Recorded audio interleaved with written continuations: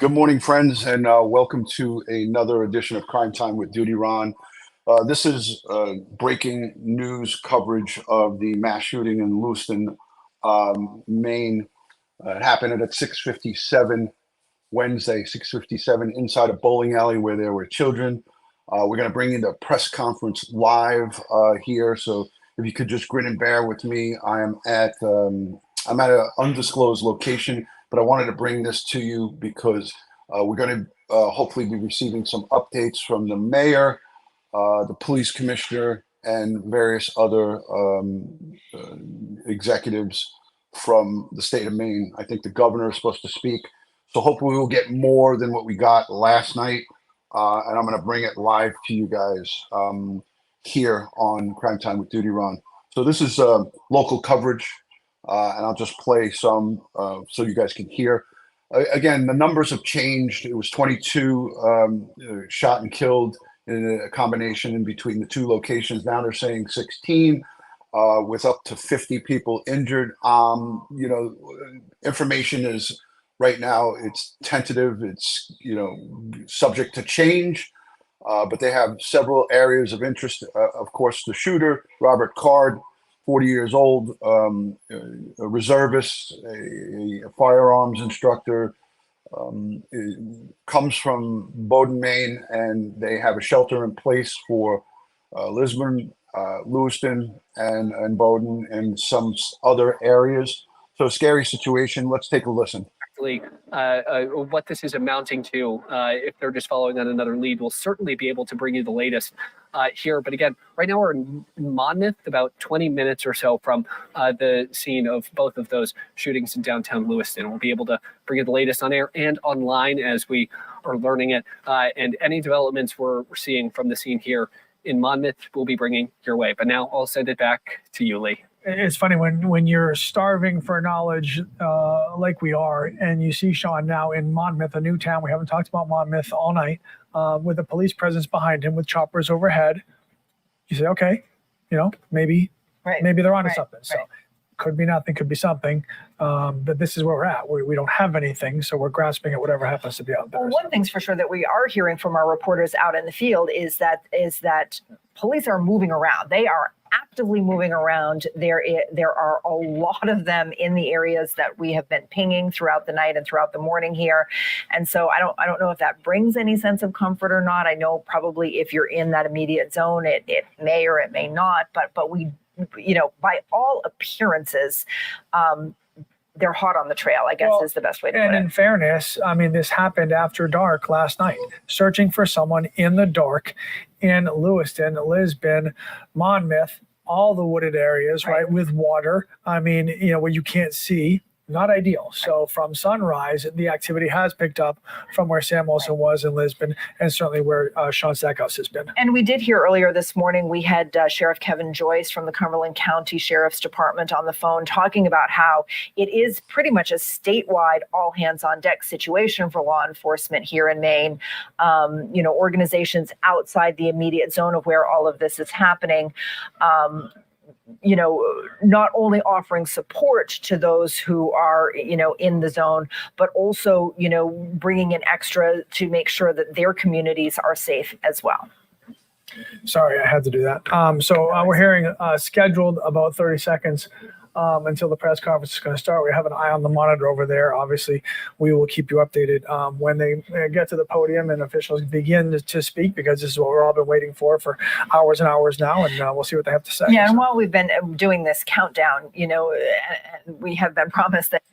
And guys, just so you know, during the press conference, I'm going to be quiet in the background, and then I'll give you my take based on what we hear from the press conference.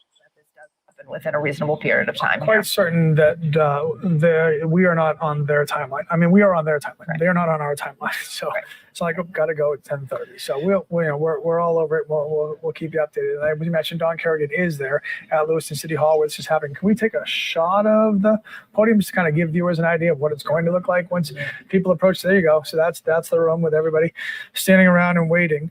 Obviously the questions that we're hoping will be answered when officials are able to get there. Number one, what is the status of the search? What is the status of the investigation? Number two, how many victims are we talking about? Can we pinpoint how many were killed, how many were injured in these two shootings?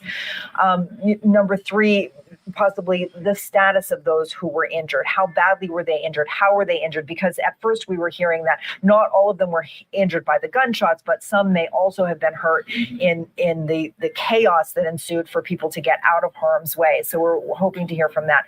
We also, of course, want to, be sensitive to the fact that these are real people in our communities, and we want to know more about them. We want to honor them in the appropriate way. So far, we know only a little bit about a few of the victims. An Auburn city councilor, Leroy Walker, sharing with us last night that his son was a manager at the sports bar, and although he had not received confirmation as of last night, right after the incidents happened, whether or not his son was killed, he, as a father, felt that his son was gone, and he was dealing with that as a dad at the same time, trying to represent for the city of Auburn as a counselor. So we heard from him about his son. We also spoke with a woman whose son, I believe it was, had been out and about, and she was having trouble getting any confirmation of what had happened to him. Yeah, and then we also heard from the wife of one of the victims. We talked to her this morning, Christy Strout, who said that her husband, Arthur, was 42 years old, a father of 5. In a statement, Christy told us that Arthur was a strong person. He loved kids. He loved his family. He made sure he always put us first, is what she said. There was never a doubt that he wouldn't take care of us, and I really don't know what I'm going to do without him. Again, that is from the wife of one of the victims. I have to say from over everything we've heard, that possibly drives home the scope and both the narrow emotional look at what this is all about. We're waiting to hear numbers, but what it's really all about, and again, I don't mean to get on platitudes, and we all know this, but it's the human toll is going to take weeks and months to really for us to shake it out and see the effect that this is going to have on our community. So we wait for this to begin. Everybody in the room, kind of turning the head to the door every few seconds to see if anything's going to happen there. And, we're kind of doing the same things here. So, again, we are on their timeline and they are not on ours. So we will bring this to you live as soon as it happens. And we certainly very much look forward to having more information to talk to you and to tell you guys about. So. And folks, we want to remind you too that because, this is first and foremost a local story here in Maine, a statewide story here in Maine. This is obviously also making national news for those of you who may have loved ones, friends, family, relatives who live outside the state of Maine, who are wanting to keep up with the very latest that's happening, see things like this update from authorities live as it happens. You can direct them to our website where we are streaming everything we're doing on the air so that they can keep up to date along with all of you. All right, we have a couple of statements too that we want to show you while we wait for this news conference to begin. The first one, I believe, is from Chimengi's sharing on Facebook about 7 hours ago or so. The statement saying, "My heart is crushed." We don't know who wrote this from the establishment. "I'm at a loss for words. In a split second, your world gets turned upside down for no good reason. We lost great people in this community. How can we make any sense of this? Sending out prayers to everyone." And then Just in Time, which used to be Spare Time Bowling, apparently. None of this seems real, but unfortunately it is. "We are devastated for our community and our staff. We lost some amazing and wholehearted people from our bowling family and our community last night. There are no words to fix this or make it better. We are praying for everybody who's been affected by this horrific tragedy. We love you all and hold you close in our hearts." All right. We mentioned a moment ago that Senator Angus King was hightailing it back to Maine to have his presence here. We understand that we were able to catch up with him already at the Portland Jetport, and we have a statement from him to share with you. Is that correct? Do we have Senator King? All right, here we go. It looks like they're coming up now. So press conference is going to start shortly. A lot of News conference movement that we've there, been so- waiting for is about to begin. We're expecting to hear from Public Safety Commissioner Michael Sawchuk, as well as the governor. May also hear from local officials in Lewiston, Auburn, and looks like they are getting themselves into place now. We're just waiting for someone to step up to the mic and begin this update on the manhunt for the shooter in this mass shooting, as well as anything they can tell us about the people who were victimized. But while we wait from that, we can hear from Senator King now. Well, I was just thinking as I walked out here, I feel like I've lost family. I've been representing these people for a long time, and it's unthinkable. I've been getting a lot of texts. It's just awful. And obviously the first order of business is to capture this guy, if indeed the person of interest is the perpetrator. The next is to comfort the families and all those in the area who are in lockdown now. There's a huge amount of fear, and schools are closed, colleges are locked down. So we want to try to lift that burden from people so we can move from fear to grieving. But that's what we're going to be doing a lot of this weekend. Have you seen this magnitude of tragedy in your state, and how do you think this will affect the communities moving forward? Well, Maine has one of the highest levels of gun ownership in the country and one of the lowest levels of gun crime in the country until last night. Nothing like this, in my recollection, has ever happened in Maine. And generally speaking, people use firearms and they do it safely, and they pass that on from generation to generation. This is an aberration. It's shocking, disappointing. It's just hard to characterize. It's a sobering fact there from Senator King about the state of Maine having one of the highest rates of gun ownership in the entire nation and one of the lowest when it comes to gun violence, Right. one of the lowest states. So it just makes you think, listen, we're a hunting, fishing, game loving state, right? We've been this way forever since our inception. And to the senator's point, this has never happened, something like this big, this magnitude in our state before. And it is why the reaction to it is so strong and so jarring, because it's just we've been doing it for a long time, and everything has now changed as of today. Right. It's reminiscent, and not to put it quite on this level, but what 9/11 was to the nation, a day that kind of changed the landscape forever of our country. On a smaller scale here in Maine, this changes the landscape of our state. And will for some time to come. Yeah, and it's, I go back to the word, I feel like I've said 1,000 times in the last 12 hours, that I feel as a Mainer, I feel like my state has been violated. That this isn't supposed to happen here, right? This is the dream of the way life should be, and people come here because this stuff doesn't happen here, and now it has, and that can't be taken. We can get that back, right? So, Correct. Yeah, it's brutal. So. We're still waiting for this to start.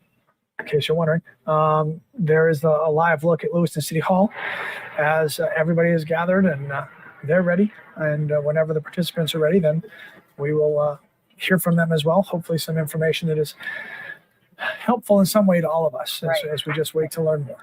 Again, and I think, Don pointed this out when we first heard from him once he got stationed there, that, we're certainly hoping for a quick resolution to this manhunt. And we would think, with the number of law enforcement at the local, state, and federal levels that are involved in this manhunt, that it should come to a quick resolution. But there was a large presence not that long ago when a sheriff's deputy was killed here in Maine looking for the person who did that. And it took 3 days to find that person. Yeah, so, Eugene Cole and Norwich Walk, and that manhunt lasted, like you said, multiple days until that finally came to an end. And now that there is some daylight, certainly the hope and the theory would be easier to try to locate the person they're looking for now. But we'll let the officials tell us that. We're hearing about 30 seconds until they're going to start. So we'll see if that's a real number or not. But I just muted that just for a second. Just let me know if you guys can hear me in chat by putting a 1. I got a whole bunch of things going on. I'm at the office. not in my home studio, so I'm not sure if my audio is coming through. So I'll wait for the ones. I just want to say yes. I feel like, you know, everything should be looked at here from top to bottom, especially since it's reported that this shooter, this mad mass murderer, was in the hospital for a period of 2 weeks for mental health issues. Again, you can argue that anything can be obtained illegally. So maybe there's a chance they removed all his weapons from him. Maybe there's a chance they didn't, but we need to get to the bottom of it. Let's take a listen. Stepping up to the podium now, she's probably going to kick this off. So let's listen in and give the floor to them.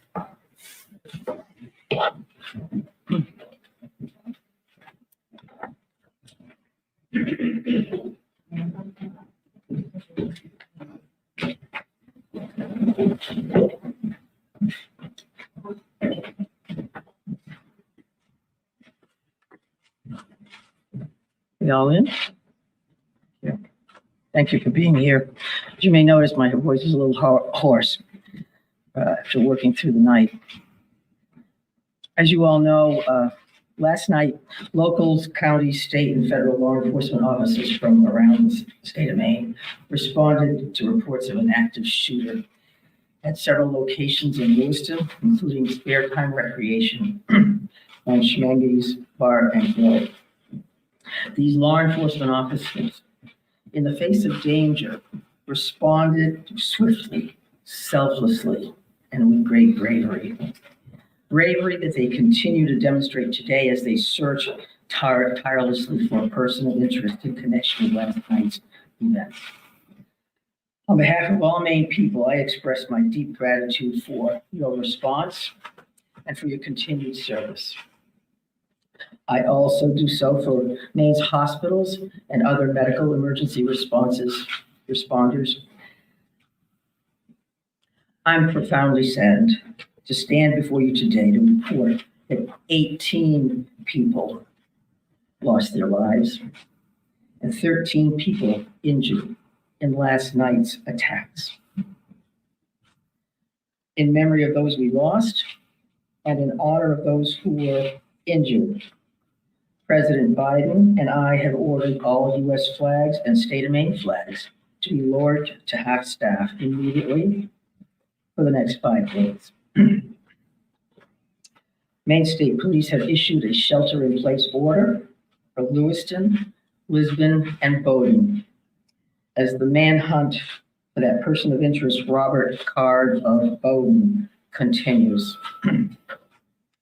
I will let law enforcement speak to the ongoing manhunt and to their investigation, but Mr. Card is considered armed and dangerous, and police advise that Maine people should not approach him under any circumstances.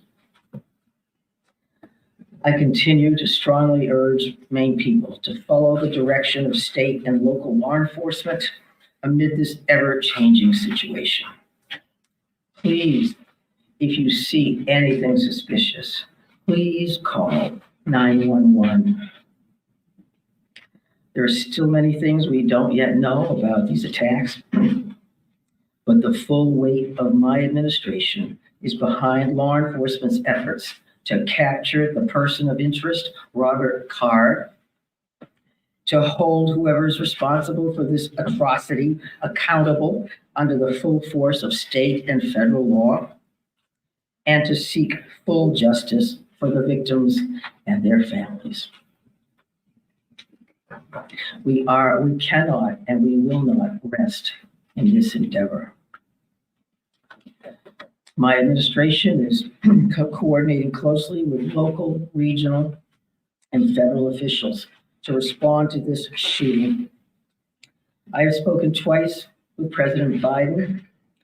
I've spoken with Vice President Harris, Secretary of Homeland Security Mayorkas, and Secretary of Health and Human Services Becerra, all of whom have called me last night to express the Biden administration's full and unwavering support and to offer any and all help that we, people of Maine, might require. The governors of our neighboring New England states and of other states have contacted me to offer aid, and I'm sincerely grateful for their friendship and support.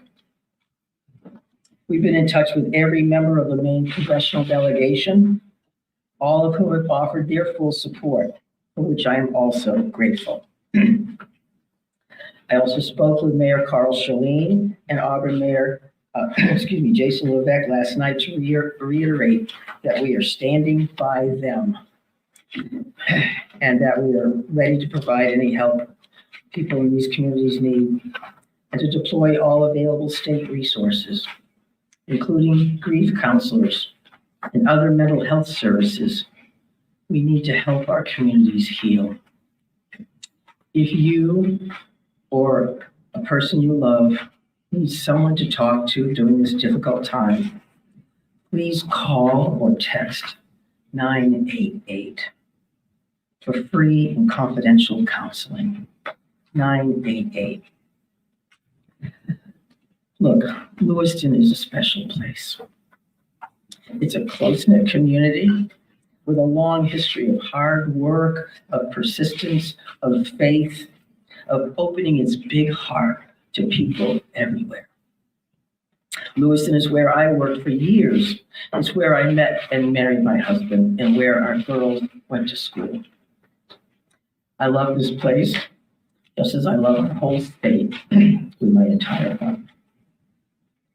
I'm so deeply saddened, as is every one of the 1.3 million people of this beautiful state. This city did not deserve this terrible assault on its citizens, on its peace of mind, on its sense of security. No city does, no state, no people. No words can truly or fully measure the grief of many people today. Our small state of just 1.3 million people has long been known as one of the safest states in the nation.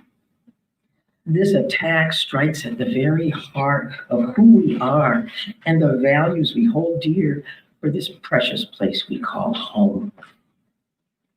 All Maine people are sharing in the sorrow of the families who lost loved ones last night. Loved ones, normal people who were killed or injured while unwinding from a day of work or while spending time with their family and friends, socializing. So on behalf of the 1.3 million people of the whole state of Maine, I hold these families and this city in my heart today. I know that the people of Lewiston are enduring immeasurable pain.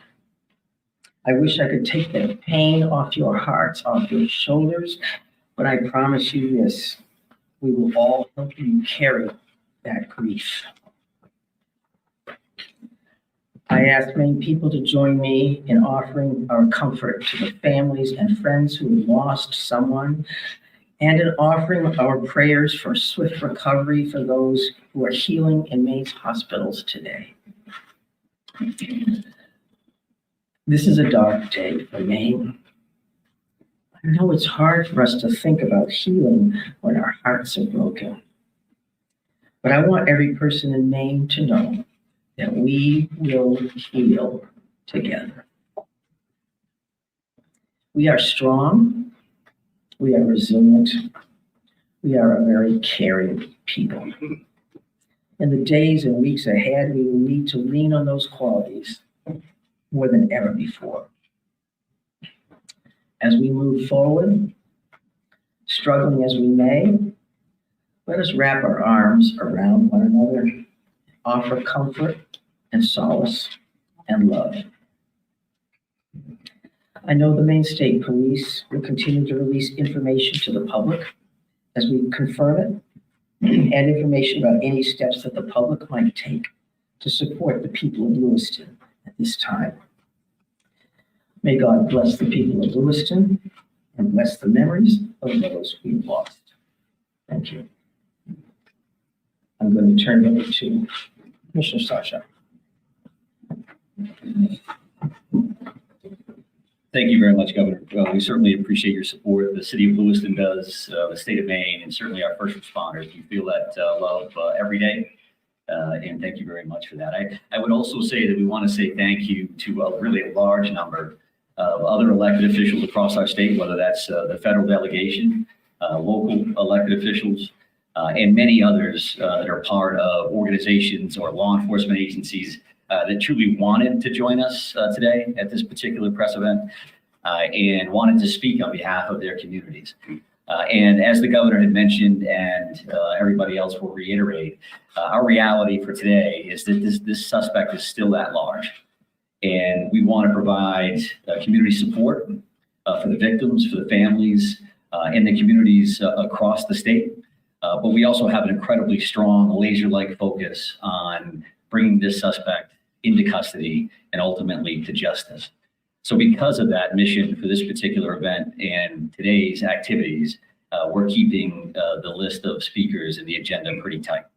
And that will include next up at the podium would be Chief Dave St. Pierre from the city of Lewiston.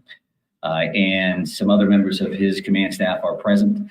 What I will say to the city of Lewiston, and you know this because you feel it every day, but you're lucky to have a chief like Chief St. Pierre and his entire law enforcement agency. From every level, those officers put their heart and their soul on the line on behalf of their community last night and into today. And they're doing it for the right reasons. They do it because they care. So the city of Lewiston and truly our co-responder family across the state of Maine is lucky to have Dave and his team in the mix with us. And we're also going to hear from Colonel William Ross from the Maine State Police. And Bill will highlight some of the timeline things that you're probably concerned about and certainly interested in from a story perspective. So the Colonel will come up and speak to that. And we'll also have Jody Cohen. And Jody is the special agent in charge for the FBI out of the Boston field office. And Jody will highlight some of those federal partnerships and some of the things that our federal partners are bringing to the table, bringing to bear to help us with this investigation. We also have a bunch of people here. Once you start naming people, you're going to have a problem because you're going to forget somebody or screw something up. But I would also tell you that a couple of our other federal partners are here. Kevin Neal, he was the U.S. Marshal for the District of Maine. We also have James Ferguson, and Jim is the special agent in charge from the ATF for the Boston Field Division. They are heavily invested with staff along with the FBI, and we can't thank them enough for all that they're doing on behalf of our state. I would also tell you that we are going to close with a brief Q&A, and we're going to try to get some of those questions out there. We appreciate your time, your patience, your professionalism, your partnership, and getting this information out. I would think that those questions are going to be brief because, again, we do have a suspect at large. And while you can help us with that, we also need to get back to our teams to push forward on that. So with that in mind, I will be back up to the podium to kind of steer that a little bit. But for starters, I would like Chief St. Pierre to join us. Thank you. Thank you, Director Sawchuk, and welcome media partners. And thank you, Governor Mills, for those kind words. I'm going to keep this short. What I would like the very most is to express our deepest sympathies to the families and friends of the victims of this heinous crime. This is truly a tragedy that goes beyond comprehension. I'm confident in our community, that our community has and will continue to come together throughout this endeavor to bring this to a successful conclusion. Although difficult, I do ask the public to continue to be mindful of their own personal safety and also that they be patient with the process as much as possible. There is extensive work and attention to detail that goes into such a large-scale investigation. I'm confident in the expertise and professionalism of our investigators and all law enforcement officials that are currently involved. This is an all hands-on-deck approach. We have a great deal of collaboration and resources that have been made available to us. There are far too many to name individually, but I think Director Sawchuk named quite a few appropriately. There are far too many, as I stated, but they are all appreciated more than you know. I want to thank all of our brave men and women of the Lewiston Police Department, Fire Department staff, medical personnel, first responders of any kind that came from far and wide and have come together and continue to work tirelessly in bringing the situation to an end. We hope to locate and hold the person accountable. I think you'll hear next from the state police, who is taking the lead in this investigation. Although that we are working hand in hand with them, I think Colonel Ross will be able to fill you in on a little bit more.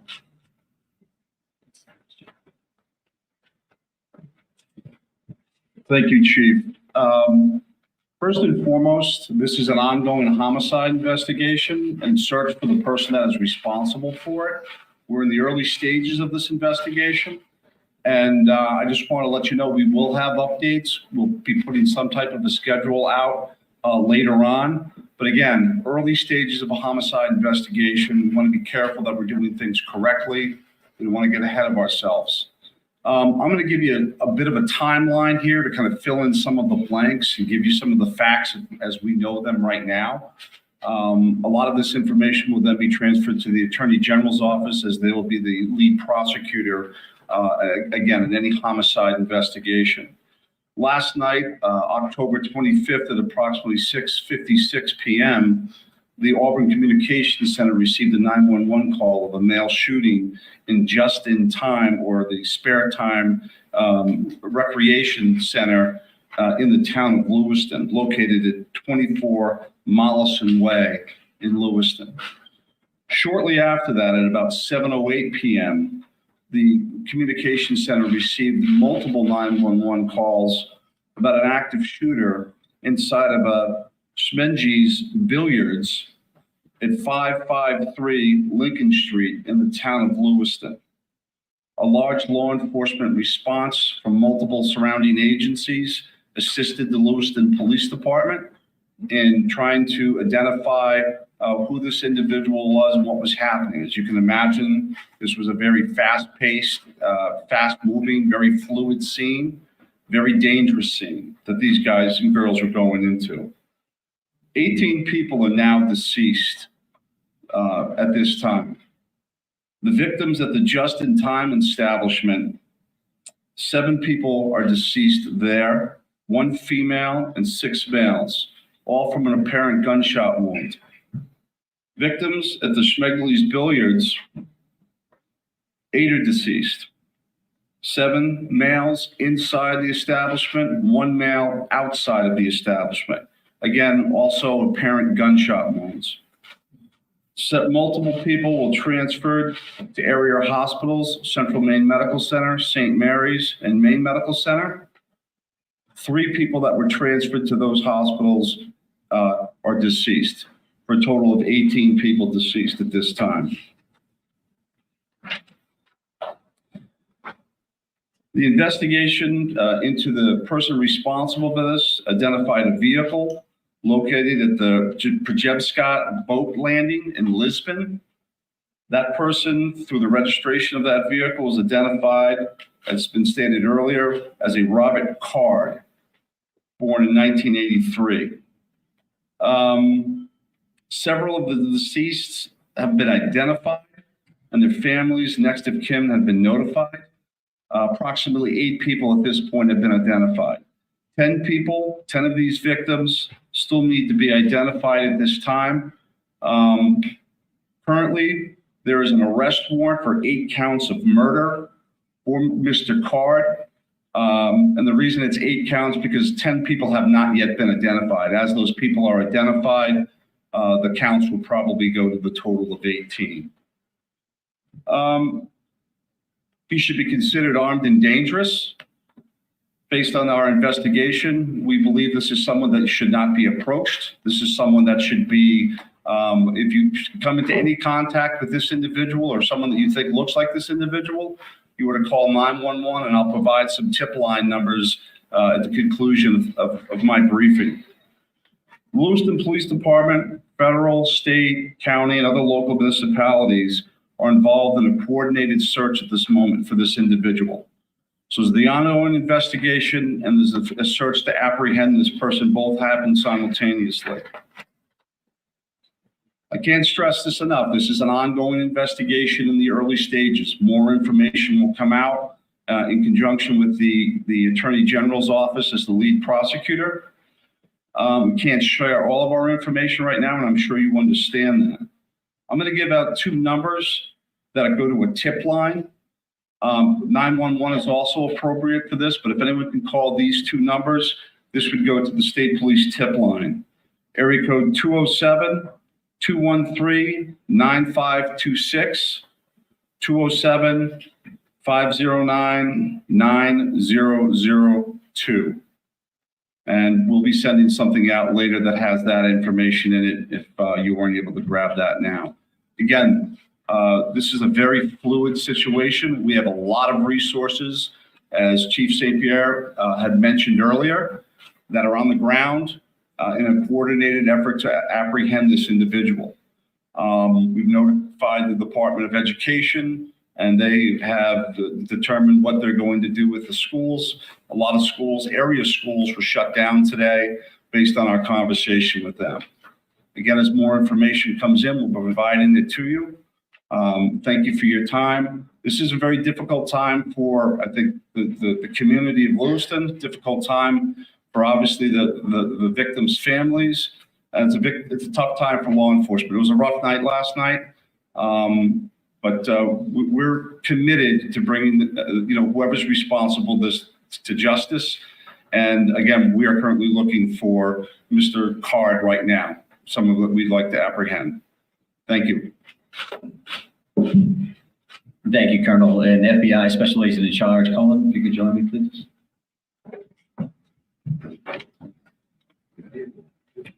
Thank you.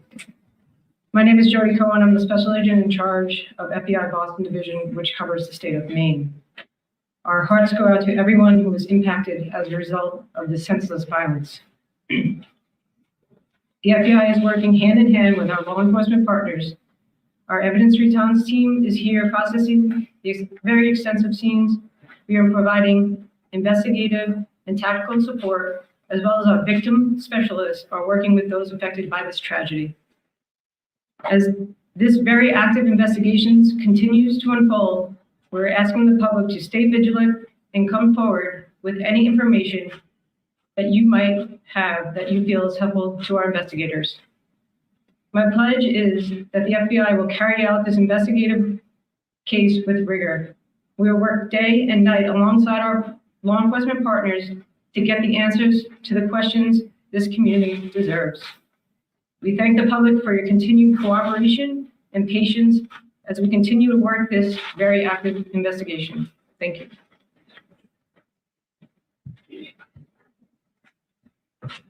Appreciate that. And I would say that the reality here from a resource standpoint is that when we've asked for anything, the answer's been yes, period. Tactical teams, evidence response teams, full-blown investigative units, detective units that have come from multiple states, whether it's the commissioners from Vermont and New Hampshire reaching out to me directly, Massachusetts saying, what do you need, Mike? What can we do for the state of Maine? So we are now prepared to try to take a few questions and keep in mind again that we may not be able to answer as in depth as you would like. And we don't plan on taking a great deal of questions. I think follow-up press events will allow for that. Sir? So no one has really talked about the weapon that was used here, the AR.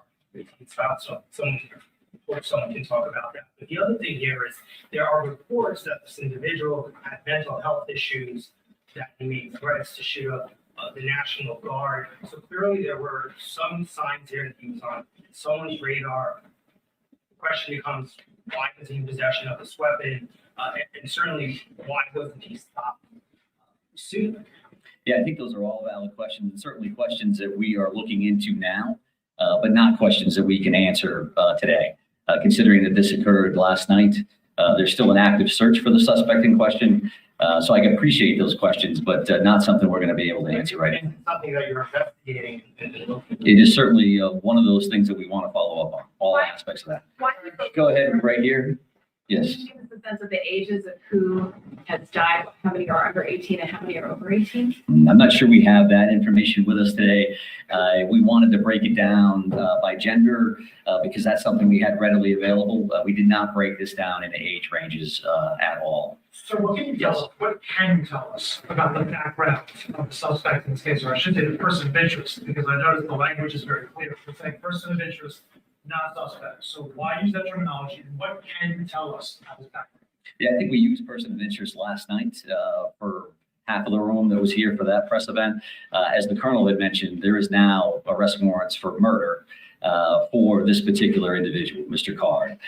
So he is viewed as a suspect, and there is a full court press by all of our partners to bring him into custody. What was the second piece of that question? What can you tell us about his background? I just wanted to ask a second ago about the idea that, he had voiced concerns about his own mental health, right? Had been committed, according to language in police bulletin, to a mental health facility for weeks. How could someone who fits that profile still be in possession of semi-automatic weapons? Well, I do think that the statutes around firearms and the possession of those are pretty complex. I know that we will be reviewing that information as we move forward, but that's not an answer that we're prepared to give today. And that leads to motive. You're talking about behavioral health issues and how that impacts this situation. I would expect you'll hear back from us on that in the future. Right here. Question about, we've seen helicopters as far north as Monmouth. Can you tell us anything about what's leading you, that far north of the scene where you come from? Yeah, sure. So we have law enforcement assets that are deployed over a number of communities doing follow-ups on a number of different things. So as you can imagine, there's a great deal of search warrants that we're following up on. We do have partners, that helicopters from the New Hampshire State Police. That copter was here last night to assist us as well. So whether we have tactical elements out or we're searching an area, some of those air assets would be very, very valuable for us. So that's what they're doing. It's leading you there. We're not going to speak to what brings us to a specific community one way or the other. Yes, ma'am. Right here. The unidentified victims, what are people encouraged to do? Is there DNA being, tested for family members who may have missing loved ones? Like, what's that approach right now? Yeah, so we did have a family our reunification center opened last night. We do have behavioral health liaisons that are fully engaged to work with families and work with loved ones and work with victims for that matter that may be in the hospital and seeking treatment. So those things are actively occurring. We are dealing with each one of those situations separately. So do we need DNA on that? Are we just waiting to find a loved one, some kind of family member that we can make a notification? I think that varies across the board. I'm going to take two more questions. Right here. Yes, but some sort of triggering event, is that something that you're investigating? I think we're always concerned around motive. That you say triggering event, that's a motive for us. Again, that's not something we're prepared to discuss today, but I do appreciate the question. It's clearly something that's important. One additional follow-up from you. Can you help understand why these locations, why this bar, why this bowling alley? Was looking for someone, was looking for something? I think that does speak to motive, so I appreciate the follow-up, but not something we're going to be prepared to answer today. I'm going to have one more question right here. Right here. You say is Card, first off, to clarify, the arrest warrants issued today, and can you say if Card is still in the state or he's still alive? Well, we're actively searching for him. If I knew the answers to those questions, and this would be a different press conference, I would assume. So we don't know his location, and I'll leave it at that. And we are working with the Attorney General's office reference to. So with that in mind, we're done taking questions for now. So we are going to actually take off at this point. Thank you very much for being here. I appreciate it. We've not really gotten any answers. Thank you. And that wraps up the news conference that has just been held by Governor Janet Mills and a number of law enforcement officials, including the man who just finished things up, Mike Sawchuk, who is the Commissioner of Public Safety for the state of Maine and oversees the Maine State Police and other law enforcement agencies as well. Yeah, learning a lot more about this investigation, including a little bit more about victims. We're told at this point, we can now say that there are 18 people that have been killed in this tragedy. We have a little bit more of a breakdown too. We were told that at Spare Time, the bowling alley, that is where they found 7 people dead. One of those people was a female. 6 of them were male. And then at the Billard, the bar, Schmenges, there were 8 people who were killed there, 7 males who were killed inside, one whose body was found outside. So a total of 8 there, 7 at Spare Time, and then 3 who died overnight at Central Maine Medical Center. Again, 18 people have been killed. 8 of them have been identified. 10 have yet to be identified. Here are the numbers again. In all, 18 people murdered. 13 have been injured. 7 were killed at the bowling alley. 8 at Spare Time, 8 killed at Schemengees, and 3 died overnight at Central Maine Medical Center. And we also know that there were multiple people sent to multiple hospitals last night as well. They were sent to St. Mary's, Maine Medical Center. And I think as we know right now, there were 13, as we said, 13 people injured, but who knows, that number could obviously. As you perhaps know, probably do, News Center Maine has been covering this event since it happened, starting around 8 o'clock last night. We can fill you in on the timeline and will in a little bit later, but our coverage began about 8 o'clock last night. I'm Rob Caldwell with Sam York. We've finally taken the baton from Sharon Rose and Lee Goldberg, who were on for hours and hours and hours. And we just want to commend them and all of our other News Center Maine colleagues who have done so much to get accurate, timely information to people as soon as we have been able to get it ourselves here in the newsroom. Yeah, and one of those colleagues is our David Guilford. He is live for us this morning. All right, folks.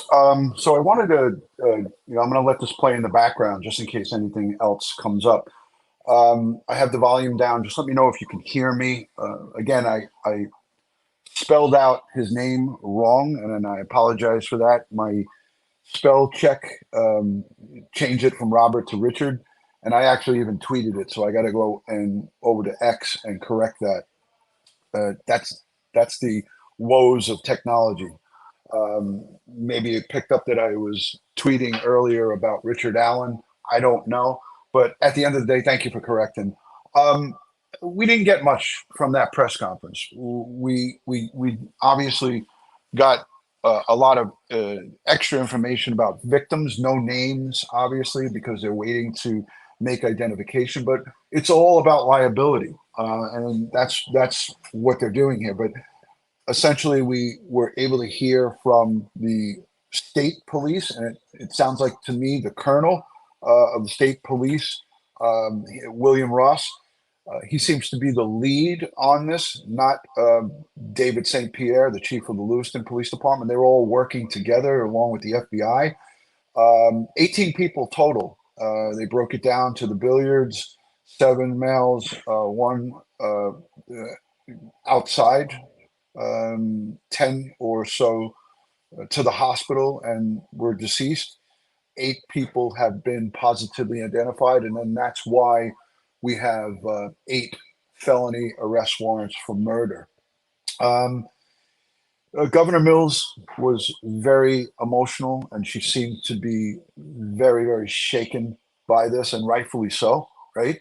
But how many people here would say to themselves, "Oh, we're well versed in mass shootings"? Nobody wants to be well versed in that, right? So at the end of this, all these elected officials and these police officials, none of them have experience in this because, as they said, it never happened in Lewiston. So this is a first for them, and I think that they're handling it as well as possible. So again, let's just hear. I'm going to go back to this, but we did get some additional information on victims, and just terrific. And I heard earlier that bowling alley was hosting a children's or youth night at the bowling alley, so there were children there. My heart breaks. Therefore, warrants have been issued for the 8 people who have been identified. No warrants for the victims who have not yet been identified. And police, the governor who spoke as well, still reminding people to not approach Robert Card if you do see him. We do want to check in with our colleague, Jack Mulma. Officials, including the 8 of them have been identified. 10. So there you have it up on your screen. 18 people killed, 13 injured, 7 killed at the bowling alley, 8 killed at the bar, 3 died at Central Maine Medical Center. This is the preliminary information that's been released today in this press conference. Have yet to be identified. Here are the numbers again. In all, 18 people murdered, 13 have been injured, 7 were killed at the bowling alley, 8 at spare time, 8 killed at Shemengi's, and 3 died overnight at Central Maine Medical Center. And we also know that there were multiple people sent to multiple hospitals last night as well. They were sent to St. Mary's Maine Medical Center. And I think, as we know right now, there were 13, as we said, 13 people injured, but who knows, that number could obviously. As you perhaps know, probably do, News Center Maine has been covering this event since it happened, starting around 8 o'clock last night. We can fill you in on the timeline and will in a little bit later, but our coverage began about 8 o'clock last night. I'm Rob Caldwell with Sam York. We've finally taken the baton from Sharon Rose and Lee Goldberg, who were on for hours and hours and hours. And we just want to commend them and all of our other News Center Maine colleagues who have done so much to get accurate, timely information to people as soon as we have been able to get it ourselves here in the newsroom. Yeah, and one of those colleagues is our David Guilford. He is live for us still this morning. He's at the boat launch where they found, it sounds like, the car of Robert Card, David. Sam, we are in Lisbon Falls, which is where that boat launch is located. We are actually right on the property of Lisbon High School. And I wanted to continue what you were saying about relieving this crew that had been on duty all evening and into the morning. We just relieved Sam Olson and Derek Thayer. So I'll set a bit of the scene here. We are on the campus of Lisbon High School, right on their front lawn, and this place should be bustling right now. Kids should be going in and out of classes. They should be getting ready for a Friday night football game. But of course, this is empty and quiet, as is most of the town, as they are under a shelter-in-place order still since last night. This is Lisbon Street. It's usually a very busy thoroughfare through the heart of central Maine, and you have not seen a single car go by since I've been talking. We have seen sporadic traffic, and it's due in large part to roadblocks that police have set up. There's one right here behind me. We have watched some cars ignore it and go past, and then they quickly come back the other way as they were turned around by police in what I would call a spread out police force here through the Lisbon and Lisbon Falls community. They've closed several roads. They've staged at the local Walgreens down the road. We've seen officers with rifles, and they've closed down this road behind the mobile gas station entirely. About a halfway up that road, we've seen multiple officers with their cars parked in the middle of the road, several of them with rifles turning traffic the other way, as this is part of the search area, one of several towns that have been under a shelter-in-place order for many hours now.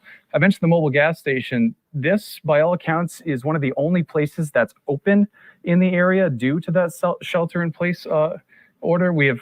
I've gone in and heard some patrons, some happy that it's open to get the necessities, but this town right now, it's a bit of a shell of itself. It's usually so busy with morning traffic coming in and out, and this high school is usually pretty busy around this time. Of course, we'll continue to check back in as we have seen police officers and some federal agents move in and out of here. We'll check. It's a good question that someone said in the chat. Sue said, did he escape by boat? Because the reason I think she said that is his vehicle was left at a boat ramp. So it's a valid question. We don't know the answer to that. So. To go. There are now 8 arrest warrants out for Robert Card. The reason there are 8 arrest warrants for him, even though 18 people were killed, is because 8 of the victims have been identified, 10 have not. Therefore, warrants have been issued for the 8 people who have been identified, no warrants for the victims who have not yet been identified. And police, the governor who spoke as well, still reminding people to not approach Robert Card if you do see him. We do want to check in with our colleague Jack Mulmud now. He is outside of the bar where we just learned that there were 8 victims. Jack, what can you tell us? Yeah, that's right. We're being told by Commissioner Soschuk, as you heard earlier, it was 8 people that were killed here outside of Schmenge's bar. As you can see behind me, that is the location of the bar. You could also see that there are active law enforcement officials still there, still investigating, still waiting to find out more information. We know that at the bar, it was 7 men inside who were killed, and then there was 1 man who was found dead outside. Now, we know that this is a total out of 18 people killed that we are just hearing now. 18 people, that is the death toll that we're hearing from Lewiston Police. Now, we do have a little bit more of a picture in the timeline that we are getting here from Lewiston Police. We know that this bar, Schmeggy's Bar, was the second place that the suspected gunman targeted. The first place was the Spare Time Recreation Center. They said they first heard calls around 6:56 in the evening yesterday about that bar, and then they got multiple 911 calls from Schmeggy's Bar here, and that's when the whole law enforcement effort first started. And now we're standing here today with an active manhunt looking for that suspect. And Commissioner Soschuk said it's no longer a person of interest, but no, they're calling Robert Carr a suspect, aged 40. They're saying he is dangerous. Do not approach him. There's still an active order to stay at home. Don't go outside. Lock your doors. Avoid any unnecessary travel. Now, as you guys said earlier, there are 8 counts of murder out there that are warranted for Robert Carr's arrest. Now, that is out of the 18 people who are dead, and that's because 10 people still have not been identified yet. And one of those people who has not been identified could potentially be the son of an Auburn city councilor who we spoke with very, very in the early hours of this morning. He was scrambling for hours looking for his son, looking to see if his son, who is actually a manager at Schmeggy's Bar, to see if he was safe or any word of him. He said so far he has not heard from him, and he's fearing the worst. Let's take a listen to what he has to say. As a counselor, what's this tragedy like for your community? I don't think any of us can actually answer that question. We have seen so much of this on the TV all over different states and even other countries that we never thought anything like this would ever happen here. This is absolutely beyond the capability of me thinking that a man can come in with a weapon like that and just shoot people and then run to another place or drive or fly, whatever way he got there, and shoot more people. And during that press conference earlier, we also did hear from Governor Janet Mills, who said that she's been in contact with President Biden. She had a phone conversation with him twice, along with talk with Vice President Kamala Harris. She said, quote, "This is a terrible assault on our citizens here." She said also, quote, "This is a dark day in Maine." And as you can still see behind me here at the Schmeggy's Bar, there are still active law enforcement officials there. We have not seen too much movement here at all in the past few hours here, but we have been here for the last hour or so, and we'll continue to bring you updates as often as we can. But we did hear from Lewiston Police and other law enforcement agencies that 18 people were killed last night in a shooting, with the gunman still at large, and police say there is an active lockdown happening. But for now, we're live in Lewiston, and we'll send it back to you guys in the studio. Jack Mulmud, thanks very much. There is a statement that President Biden has just issued. It came from the White House, and we're going to tell you about that a little bit later as we continue with our coverage. For now, though, we're going to head to News Center Maine's Don Kerrigan. He is at Lewiston City Hall, was just in the room for the news conference with Governor Mills, Public Safety Commissioner Mike Soschuk, and others. Don, what's the latest from there? Well, this was probably one of the most crowded press conferences we've seen in Maine in a long, long time. National New England media here, as well as everybody from the state of Maine who reports the news, and some other local entities in Lewiston, Auburn area too, many others. And I think a lot of those reporters and news people are leaving with a lot of frustration because most of their questions didn't get answered at this press conference. I have to say, having covered pick up the pieces. So speaking of picking up the pieces, Schmeggy's Bar and Grill, one of the places where some shooting happened tonight. The manager of that establishment spoke with our Jack Mulmud earlier tonight. Here's what he said. I also been talking with the city manager on the phone, trying to make the connection with the police that may be down there at Schmeggy's, asking them to identify my son. But they had the state police take over things like this. So until the state police have done their final, whatever they do to identify everybody and do their thing within the building, nothing can be let outside the building from them. But this CMMC, their workers have just told us after being here for how long we've been here? 4 hours, 5 hours, whatever. we've been here and we've been asking, if Joey Walker, is he here? Joey Walker, have you brought him in? Do you know where he is and whatever? And the answers were, we'll check on it. We'll do our best to get back to you. We'll check on it. Finally, some other gentleman that we hadn't seen all night came in and said, I have the names of most people that are here and whatever. So if your son's name doesn't come up, then he's not here. And we've already checked out the hospital, so we knew he wasn't in any of the other hospitals.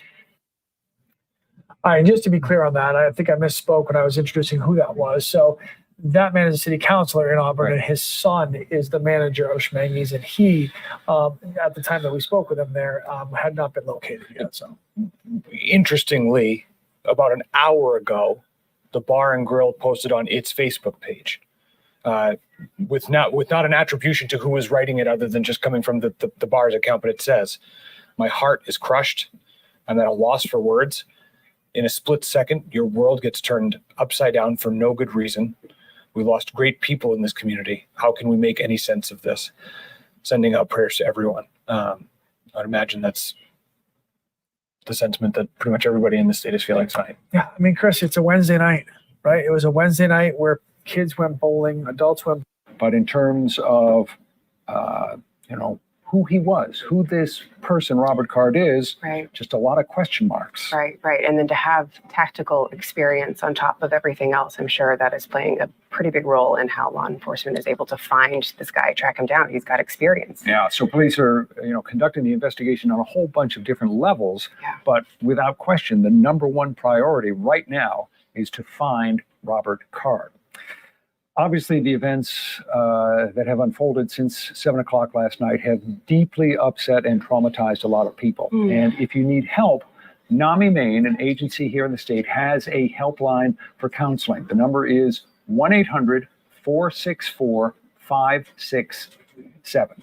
And the number for urgent need, the Suicide and Crisis Helpline, you can text 988 or call 1-888-568-1112. These calls are confidential. And a lot of folks have been wondering how you can help in this situation. People just have that impulse. They want to do something. Well, the Red Cross says it is working with hospitals across Maine to provide more than 120 blood products in response to these shootings. The Red Cross is standing by to provide additional blood if it's needed from the organization's national inventory. The Red Cross Blood Center in Auburn is right now in lockdown, so you won't be able to go there to donate. Red Cross says any scheduled donors will be notified if the center's hours change as the orders shift that are given out by law enforcement. Right now, we're waiting to hear from the American Red Cross representatives about whether more blood donors will be needed to help. If you want to donate, local blood drives can be found on Red Cross's website, though again, we do not yet know if more blood will be needed to help the victims of this incident. So a lot to process here with the news of day, but we also have some weather outside to get to as well. All right, let's get a word on that. All right, friends. So I'm going to end this. I'm going to put myself back on the screen here. Very difficult situation, just so much carnage that went on at 7 o'clock last night in this small rural community. I'm sending out strength, prayers, and positive vibes to the law enforcement, the EMS, victims and their families. We're going to continue to follow this as it unfolds. But thank you for joining for this press conference. I want to say thank you to the moderators. Thank you to everybody who hung out here with us for this live stream. I greatly appreciate you guys. Again, I'm here in my office. I have it on the TV in the background, so I'm kind of watching with you guys. But again, be vigilant, be aware of your surroundings, and if you're able to legally be armed yourselves. That's the best that I could tell you. Protect yourselves. So on behalf of Crime Time with DutyRon and Ed Wallace, we're going to be live tonight to do an update on this. I believe I'm going to reach out to hospice nurse Julie, who we had a stream that was set up with her for tonight. I think we're gonna, in the best interest, I think we're gonna put that off. But thank you so much for everybody coming here and spending time with us. Again, I am a retired New York City police detective, and this has been coverage on the mass shooting, 18 confirmed dead and many others injured and unidentified at this time. 2 separate locations. Watch the replay.